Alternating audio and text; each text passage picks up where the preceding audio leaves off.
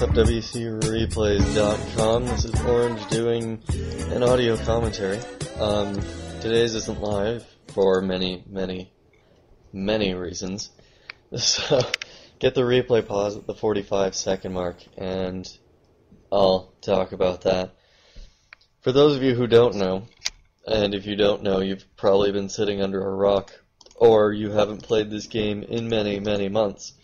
There is a new drop hack out, and basically, if I did a live audio, it would either be a 10-second audio where I get diss hacked, or it would be me playing against someone with about 25 APM, because that's how low the ELL is of some of the people who are drop hacking. It's kind of sad and scary and pathetic, but whatever.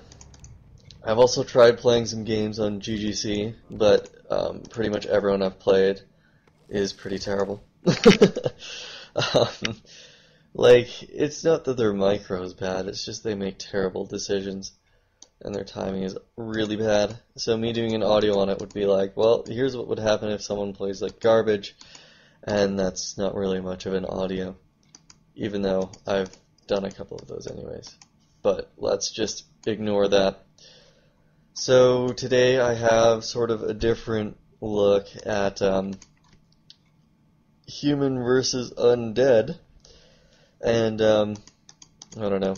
It's a pretty decent match. There are some things I will point out here and there. Obviously, because I'm doing a commentary, that was the dumbest thing I've ever said in a commentary. Anyways, so you should be at the 45-second mark. You can have it under anyone's point of view, I don't really care. Because I will talk about both sides and what each person can do. So let's unpause from the 45-second mark in 3, 2, 1, unpause. Okay, so the human's doing sort of a power built altar build, and basically this is going to allow him to creep out the Ogre Magi, the Ogre Warrior, and the Forest Troll Trapper beside his base before the DK shows up. Pretty basic stuff, but still very important to do on a map such as this. Depending on the undead, some of them will actually creep because they know they won't be able to creep jack or do anything to you, and others will try and harass your gold mine. Basically, you just have to, if you set up a scout farm in the middle, you can tell when they're going to pop up. It's not really that complicated. He's also setting up an arcane tower, which is pretty important for fending off any kind of peasant harass. And when you're expoing, and even when you're not expoing, it's pretty important to do, so you can get up your tier 2 buildings in time and get to tier 3 without wasting a lot of money. So here he's going to go militia creep. Obviously he's going to bring his 5 militia, and he's going to creep with an archmage and a footy. Nothing really spectacular. If you want to know how to creep that out without getting your water elemental ensnared, you basically have to have the water elemental stationary and have your units run in from behind so that one of those gets ensnared instead. Because sometimes it will stall on the ensnare, but that's no biggie. So here's one thing to note, you can actually run between these trees here, which is very odd. You can see the militia going through there. I didn't actually know you could do that until I watched this replay, because I don't really watch many replays, and I don't play this map very often because it's a league map. But the basics of how he's creeping and how he's going to approach this matchup will apply also to things like Torrent Stand, Secret Valley, and Echo Isles to some extent. Although on Echo Isles what you're generally going to do is merc camp abuse. So here he's going to go harass some acolytes, but Night End is actually pretty quick on the draw, so he brings out his ghouls to basically threaten that if you go inside my base, you're going to get surrounded because of that Nerubian tower. So it's either you get a couple acolyte kills and you TP, or you save the TP and cut your losses. He's also going to continue this harass here. He's just started his attack as well. He doesn't have any footies, but that's fine. I mean, he's against a fiend build. So these are things to look for when you're scouting. Like when you send your initial militia, seeing if they have a graveyard up, and you know, seeing if they don't, seeing what kind of fiend build they're doing. It's basically like if they have a late altar, you'll be able to tell, because their graveyard will already be up by the time you scout. And if they're doing just like a late fiend DK harass build, you're going to be able to see the graveyard halfway up by the time you show up with your scout. And if they're doing a ghoul build, there probably won't be a graveyard. So those are things to look for when you're doing the scouting.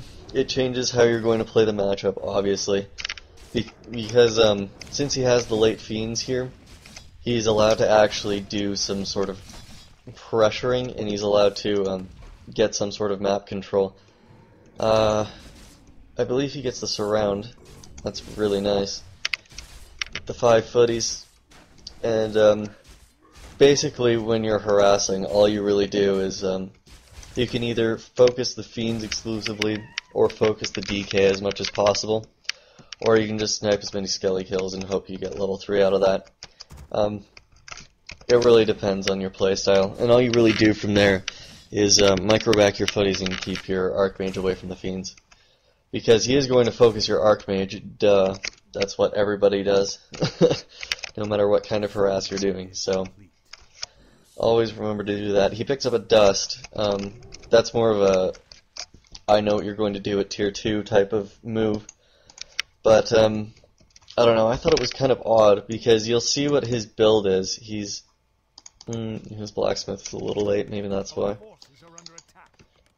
Because he is going to get a couple flying machines for tier 2, and yeah, and they have true sight, so you don't actually need dust. So I don't know, it could be a waste of 75 gold. Let's find out together. I've only watched this replay like once at 8x speed, so I didn't really notice everything.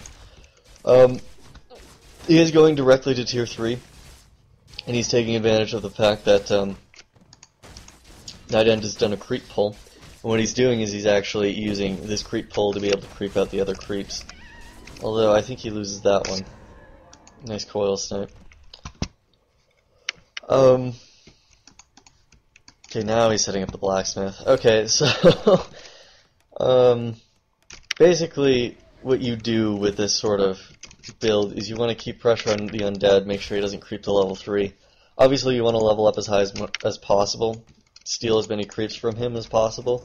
So if you can keep him in his base, that's always good to do. I don't know why he bolted the DK here. I guess he was feeling a little greedy, because he could have gotten a couple fiend kills. Oh well, he gets this fiend kill, which is nice. Die. Yeah. Yeah. So basically, you try and steal as many creeps as possible. It's basically sort of an aggressive play. That's really all you're going for with this kind of thing. Because when you're going to tier 3 and they have fiends, they can do a powerful tier 2 push. And if they get their DK to level 3 and they have maybe a level 2 lich, you could be in deep doo-doo.